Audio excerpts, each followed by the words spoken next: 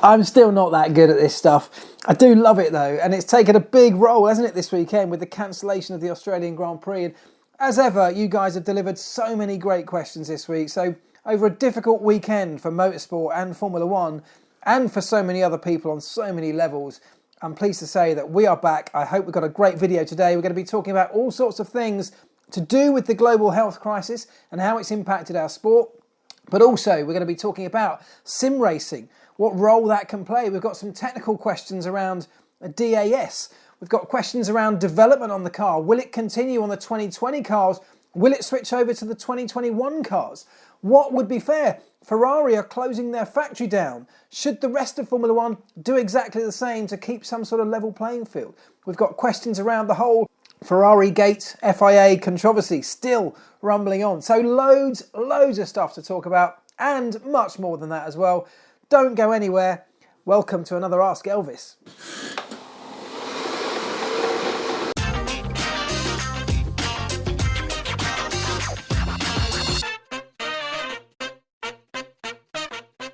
Right, welcome along then, guys, and thank you for all the questions. I do appreciate it. It's going to be a testing period of time for everybody in the whole world, and it's one of those rare things that the whole world is in together. And so one of the first things I'm going to start this video by saying is that motorsport is almost meaningless in this grand scheme of things. It's a tiny part of what the world is going through right now, and for you and I it's a big part because it's a big part of our lives. But we do have to take into consideration what the bigger picture is. You know, people are literally losing their lives right now. So whilst I've said all of that, and we have to take into consideration the bigger picture, the bigger consequences, for you and I, motorsport is a huge part of our daily routines, of our lives. It's the passion. You know, for me, it's been my entire working career, my life. And I'm as big a fan as any of you guys, I promise you. So I do get it, I love it. So that's why we're going to continue with this. You know, I don't feel like we should be ignoring life to focus on this virus and the spread of the virus. We've got to take it seriously, but we should also have some things in our life that take our minds off it and keep us sane and keep that passion burning. So for that very reason, we're going to continue, and that's why I'm grateful for all the questions. So let's get straight into it. We will start with this one from JC, who says, this is going back to Australia, this is where we're going to start the video. In my opinion, the chaotic and complex decision-making process in Australia this weekend revealed a lot about the politics of how F1 is led and governed. In your opinion, what could be done to simplify and streamline the process? Love the videos, keep them coming. Thank you, I will keep them coming, I promise you. This is not going to stop videos happening. It's the one thing in my world that I'm able to keep doing, because I can do it from home. All of my events, you know, I'm a freelancer, and big shout out to all the freelancers out there. I know this is going to be a testing time. My diary is empty. I've got nothing planned. I had so much stuff planned. This is not a sob story. I'm just reflecting on what some of the consequences of all this are for various people, because for freelancers, people who tend to have to work around big events like I do, difficult moments. Anyway, that's another story. JC, talking about Australia, what could have been done differently? Because it was a shambles, wasn't it? And what I mean by that is that Formula One, the Australian Grand Prix Corporation, the FIA, they all had incredibly tough decisions to make. And I'm not taking away from that. It was an incredibly fast-moving situation, a difficult situation to get right. A lot of people involved, a lot of moving pieces involved. For me, though, the biggest disaster in all of that was the communication side of things, in that there was hardly any. You know, we as fans, as media, fans at the circuit, and I know lots of you have messaged me that were at the circuit or heading to the circuit that day, we knew nothing and we got no information. In fact, the only people that communicated anything in the beginning were McLaren. So big shouts to McLaren, because I think they had a tricky situation and they dealt with it as well as they could have done, as far as I can see. And I've spoken to lots of people, lots of my mates at McLaren, some of whom are still in Australia and will be for some time. And, you know, they were the only ones who had some clarity during this situation, because they had a tricky situation, but they dealt with it decisively. They took the lead on this whole thing. And from that point on, Formula One, the FIA and the Australian Grand Prix Corporation were very slow to publicly respond. Now, that doesn't mean they weren't responding, because they were responding. There was stuff happening all the time, and I'm not aware of all of it, none of us are, but there must have been meetings, phone calls, stuff happening behind the scenes all the way through that. So that's not to say they were sitting on their asses doing nothing. But the point was, they didn't communicate any of it. And so that looked very bad on all of them. It was reflected very badly in terms of the way that fans were let down. Certainly fans heading to the racetrack that actually set off from home, headed into the racetrack. We all knew, and most people at the circuit knew, the race wasn't going to happen or the event wasn't going to happen. But still, they were being allowed to travel, to congregate in large groups at the circuit gates, because of a lack of communication. And there were so many political factors in all this. I'm drifting away from your question, JC, so I'm sorry.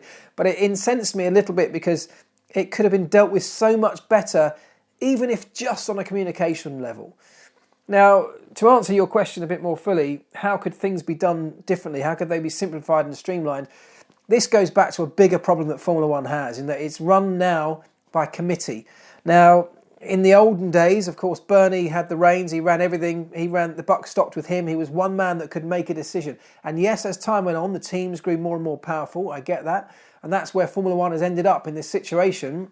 So I'm not saying Bernie had all the answers, but now we've got a situation where we need to get the sign-off from so many different parties in this to make any decision.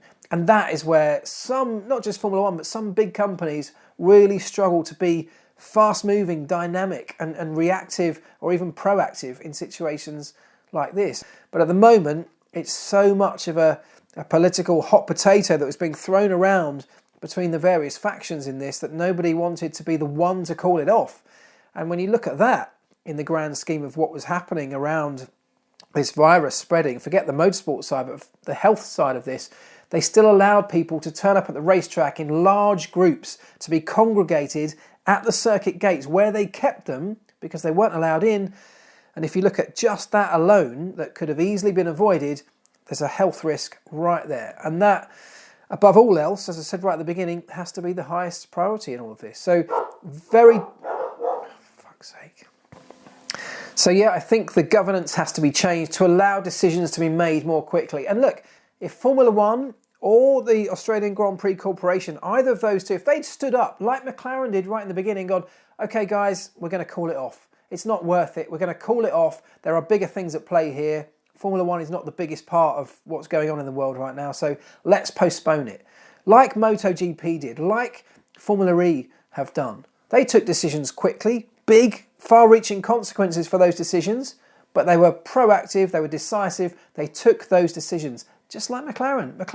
The consequences to McLaren's decision-making were severe, were significant. But the biggest thing they thought about was the well-being and the duty of care that they had to the members of staff that they had taken to the other side of the world on Formula One's say-so. So yes, it could have been done differently. It's a real shame that it wasn't. That none of the parties have come out of this looking good. So hopefully there can be lessons that can be learned pretty quickly to make sure that stuff like this can't happen in the future.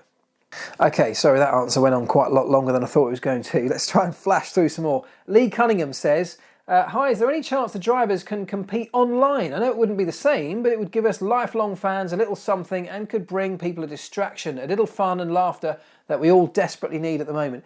100% agree, Lee, and I'm sure many of you will have seen already by now, there were at least two platforms doing exactly that over the weekend. Max Verstappen, Lando Norris and others were all competing in two big online races that were organised at very short notice to take the place of the Australian Grand Prix, which I thought was a great idea. So I think about 70,000 people at the peak were watching Lando Norris's stream of the online race. So look, Formula One esports, I happen to know, are absolutely looking at this on a more official capacity. You'll never get all of the 20 Formula One drivers to take part. Can you imagine Kimi or Seb taking part in that sort of thing? I don't think so. But nonetheless, it is a brilliant way to keep fans entertained, to keep everybody engaged in the platform, and a massive opportunity for Formula One esports, or esports as a whole, to take the opportunity when bigger worldwide events are cancelled. The ones you can take part in are the ones that happen right here at home. Colpo says, logistically, how big a problem is changing the schedule? Long haul race parts will be on shipping containers, etc. Tyres and parts production, it just seems so up in the air.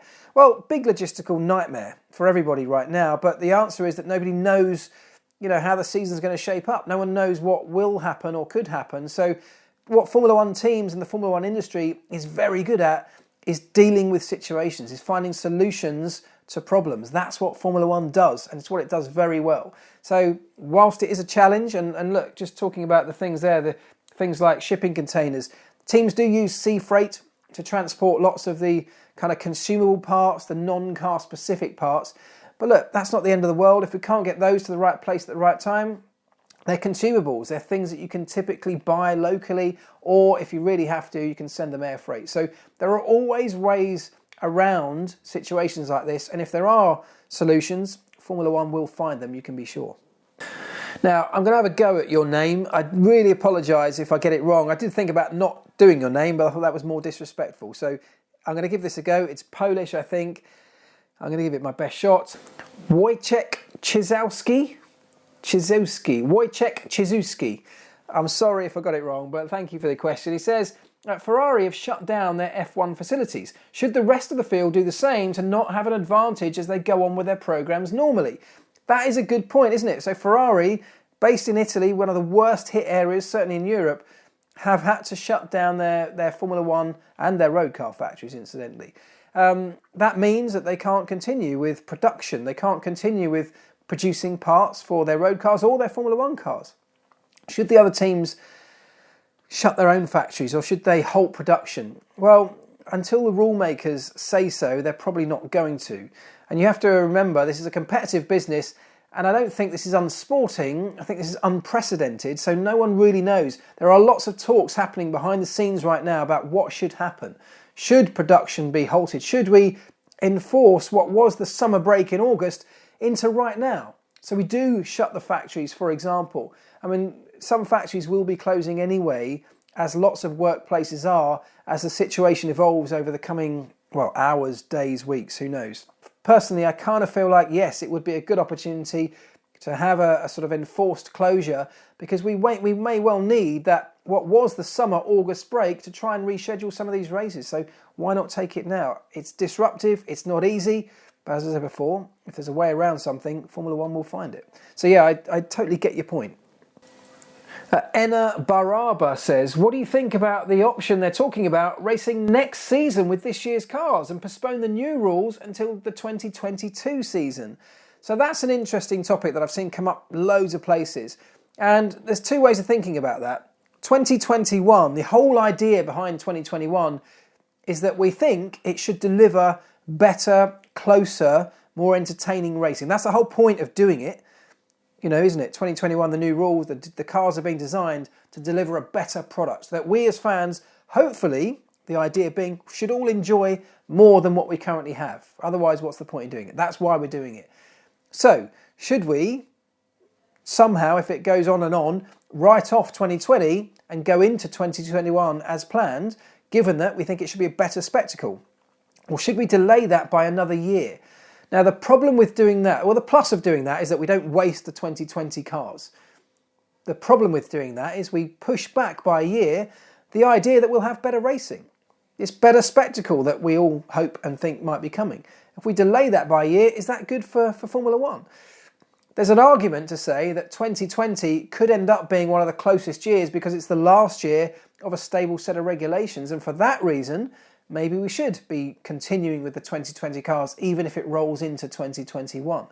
And the other possibility around all of this is that if you delay 2021 cars to 2022, but you implemented the financial restrictions that come into play for 2021 still, that would essentially level the playing field a little bit more for 2022 by having the financial regulations come in the build-up to the new technical regulations coming in, meaning we don't have a situation like we have now where the bigger teams can spend whatever they want up until the point where the cars are released. Sort of seems to defeat the object. So loads of pluses and minuses around that, and again, I'm going to be very hesitant to say what we should do because so many moving parts are happening all the time. But believe me, those conversations are all happening as well right now behind the scenes too. So watch this space. Andy Lowe says, assuming there are some races run this year, will the teams get reduced prize money and reduced sponsor money? And if so, can you see this being a potential death blow for the likes of Williams and Haas, who don't have manufacturer support or a road car program to fund them? That's a really good point, again, that lots of people have raised. Formula One teams rely on doing races to get their income. That's both through prize money, which is only paid out as a result of your finishing position and your points scored in the races, of course. So without races, you can't earn any of that. And the other one is sponsorship. Why on earth would a sponsor be willing to pay you as a team if the world is not seeing their logo on the side of a car? If they can't take their guests to an F1 race? The whole point of a Formula One sponsorship program is to get the benefits out of it for your company. So if those companies are not seeing any benefit, why would they plough money into Formula One? It's an incredibly challenging time, and you're absolutely right. The likes of Williams and Haas, who need this perhaps more than others, are the ones that will suffer most, the ones that have less scope for this to roll on and roll on. Mercedes and Ferrari, yes, they'll take a hit like anybody, but they'll be able to cope with that for longer than the smaller teams will. We have to take that seriously as a sport. We're talking about governments looking to bail out things like airlines or small businesses. You know, rightly so. Should Formula One be looking to offer some kind of relief to the smaller teams like Williams and Haas in exactly the same way? Personally, probably we should. And on a similar note, Jaime says, will the longer off-season help smaller or big teams for 2020 and 2021? And again, this is a sort of unanswerable question right now because we don't know how far this is going to go. If we said we were going to wipe out the first 5 races but still have the rest of the season, and that's a big if because nobody knows right now, well, maybe that's not such a bad thing. Maybe the smaller teams will have some extra time to get things ready to build up their spare parts or to switch some more focus onto 2021.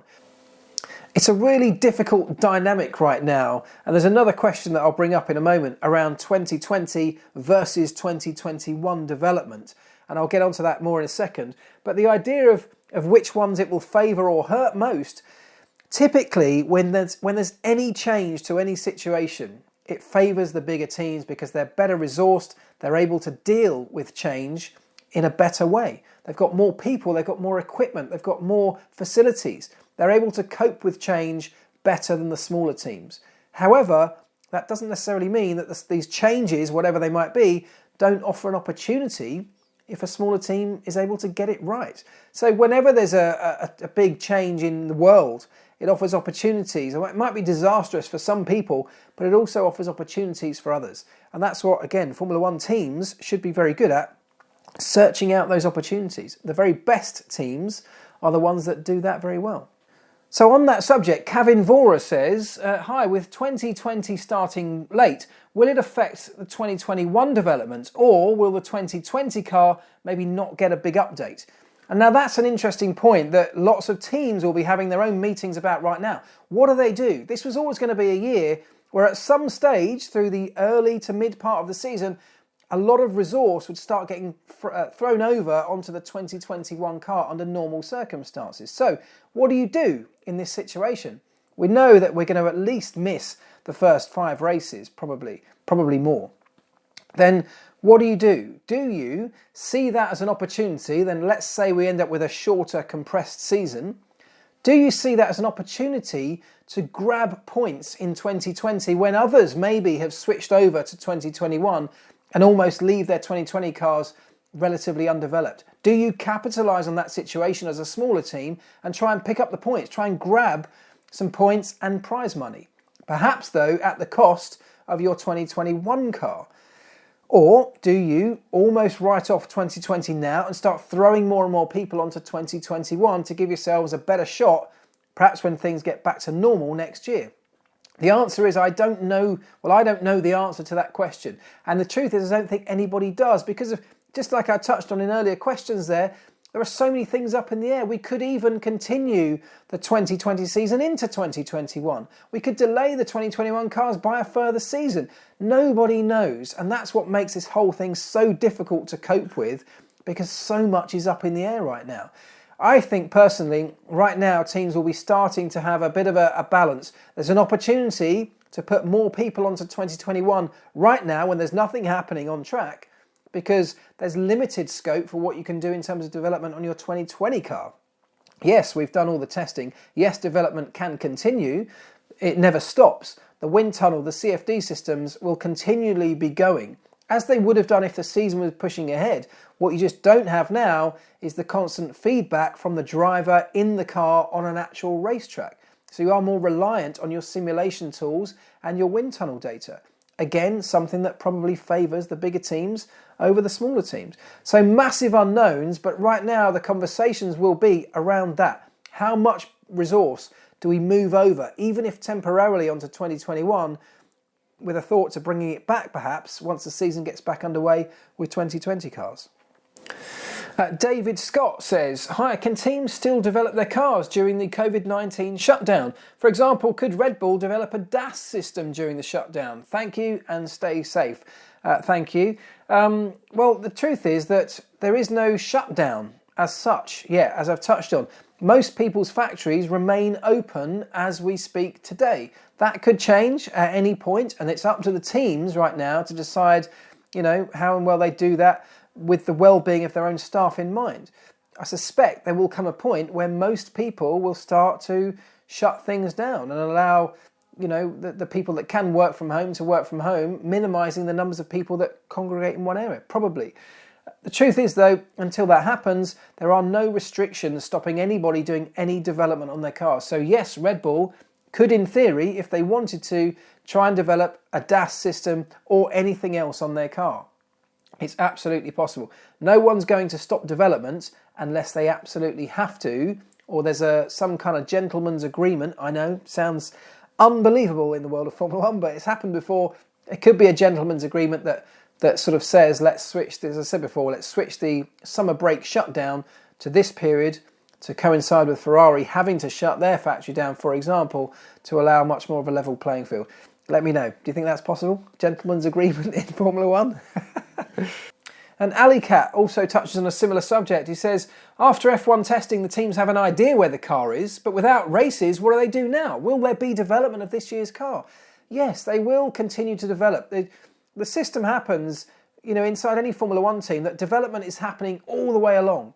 So there had to be a moment when the cars were committed to pre-season testing in a certain spec. They turned up, parts continued to come, development continued in the background. Then there was a point where production had to, there's a point in production where they had to commit to the Australia spec car. And those parts were produced, sent to Australia for that particular race. But in the background, development still happens. CFD systems, that's the computer-controlled simulation tools that Formula One teams rely on, are running all the way through, are running laps constantly in the background, virtual laps if you like, virtually testing components, testing parts, understanding ideas, setup ideas, looking at whether you put this particular new rear wing on the car, see if it, bolt it onto the car in the virtual world and see if it makes a difference. If it does, you can continue to develop that strand. And if it really proves to be successful, you might go to the point of production. What teams don't have to do right now is push the button on production, because we have a much longer extended period before anything has to hit a track again. At some stage, when we know there's a commitment to go racing again, teams will have to start pushing the button on production, and that is when they will have to commit to whatever level of development they're at. But right now, development will be continuing, wind tunnels will be running, things can go at an incredible pace, as they always do in Formula One. Don't expect anybody to be standing still. Doug Block says, hi Mark, with 22 races on the calendar, surely with the first 5 cancelled, there's still enough races left for a championship. Yes, there are. The current sporting regulations actually say you only need 8 races to hold a valid world championship. I'm sure we're going to get that. In fact, I'm sure we're going to get many more than that, because there's a big will to reschedule races. Of course, what we don't know, and I have seen, it made me laugh, I've seen potential developed race calendars, a new potential calendar starting in Baku, and I mean, it's impossible to predict that. I don't know why people are even guessing right now. So much is changing so quickly. Let's wait for a month or whatever it is, see where the situation is, and then we can start looking at potentially where the first race might be. But trying to put together a calendar today seems almost futile. But absolutely, you only need 8 races to have a championship within the regs. I'm pretty confident, or I hope at least, and everybody does, we'll be able to get at least that. The Gingerbread Man says, there are talks of shorter F1 weekends, but more back-to-back. As a former engineer, is that viable in your opinion? If, for example, the cars only raced on Saturday and Sunday. So yes, that's absolutely possible. Trying to squeeze more rounds into whatever time we have left when we are free to go racing again this season will almost certainly mean we've got to try something new. That for me is a great opportunity as well as anything else. Like I talked about before, we can experiment with new race formats. Maybe it is about compressing race weekends into 2 days. As an engineer, as a race mechanic, as a member of the team, absolutely that's possible. We can almost cope with anything. We've proved that by cancelling Saturdays in the past and running qualifying on a Sunday morning. You know, there are so many scenarios, as I said before, that Formula One are very good at dealing with. I actually think we could end up getting something positive out of this if and when we're able to go racing again, and that we can try some new kind of format. You never know, it might end up being more successful than the one we've had before. Now this is a good one from Oliver Douglas. Can we expect faster, more aggressive engine modes throughout races once the season gets underway due to less mileage for each power unit component? How will it affect the usual engine and aero development schedules? Thanks. That's a good point, isn't it? Because let's say we got back underway and maybe we got 15 races underway. Do Formula One say, right, now you're only allowed to use 2 engines, for example? Or does Formula One say, look, you've all made your engines, you've all got your production schedule in place, we're not going to save any money particularly by reducing the number of engines now, so look, go for it, go wild. Turn them up to 11 and see what you can get out of these cars. Personally, I'd love to see that. So yes, there are potential knock-on effects to the schedule in terms of how a team schedules its components through the system, but they need some clarity, of course, and I'm sure they'll get this as things develop from Formula One itself to know how long has each engine or each power unit or each gearbox now got to last if we are down to a shorter race calendar or even a shorter race weekend. But for me, maybe it's an opportunity to just let them go for it. Okay, let's move away from the coronavirus issues and the cancelled season or the postponed season type issues, because there are other questions which I think are really valid, really interesting around other subjects. So let's smash through some of those quickly. Leaf Bowlskift says, will we see the driver's eye point of view cameras in Formula One, or does Formula E have exclusive rights for that? Have you seen this? What an amazing camera angle Formula E have now got. Right inside the driver's helmet point perspective. So it's literally the driver's viewpoint where he's sitting in the car. No, it's not exclusive to Formula E. Yes, I would expect it to end up in Formula One. It's just that like most things, or many things, Formula E have been ahead of the curve in this. Whether you like Formula E or not, they are innovative in every single area of their business, and this is a perfect example of that. Phil Hendrickson says, without current races to watch, what are some of your favourite classic races from the F1 archive that fans should go back and watch? That's a great question, and I'm not a massive historian when it comes to Formula One. I don't tend to go back into the really old archive. So the one I would pick, if you want to go and watch a race from my time that I remember because I was there and it was an amazing experience, but it's also a great one to watch because I have seen it back. Japan, Suzuka 2005. What an epic race. Very special for me because I was working with Kimi when we started right down near the back, 17th I think, and came through to take Fisichella on the final lap of the race to win it. Unbelievable event, triggered, as far as I remember, like a 3 or 4 day massive bender with Kimi that started in Japan and ended up in China. We celebrated hard.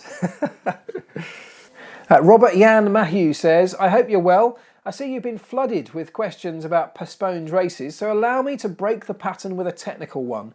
Could a team develop a DAS system to not adjust toe, but camber, or even both?